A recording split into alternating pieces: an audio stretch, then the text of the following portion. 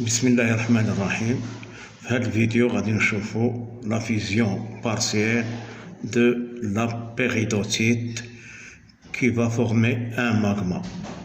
La fusion partielle de la péridotite au moment de la subduction.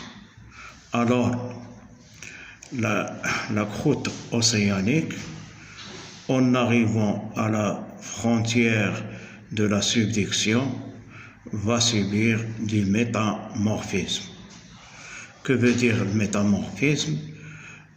Métamorphisme, c'est le changement des roches d'un état à un autre état sous l'effet de la pression et la température à l'état solide.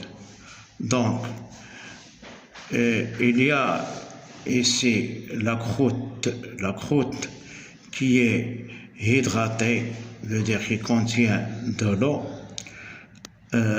car elle a subi un métamorphisme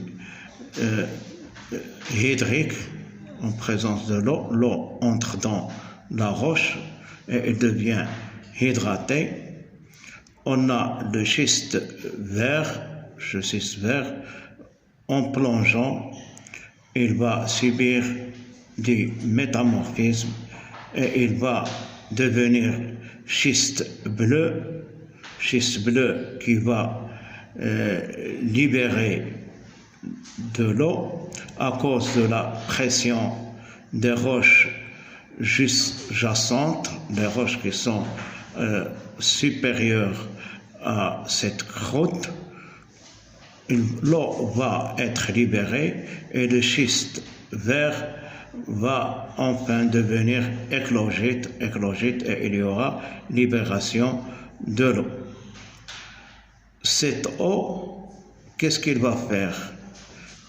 Il va jouer un rôle, cette eau libérée va jouer un rôle pour réduire le degré de fusion de la péridotite.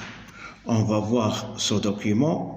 Ce document nous montre ici la courbe de fusion de péridotite anhydre, veut dire qu'il ne contient pas de l'eau. Voici cette courbe ici.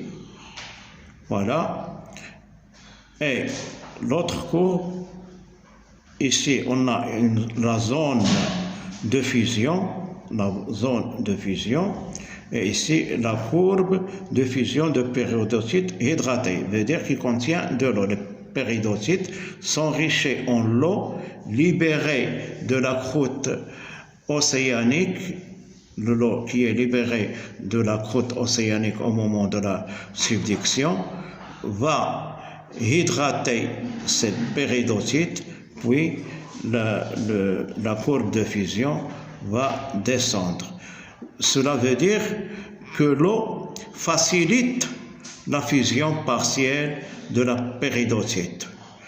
Donc, il va se former un magma,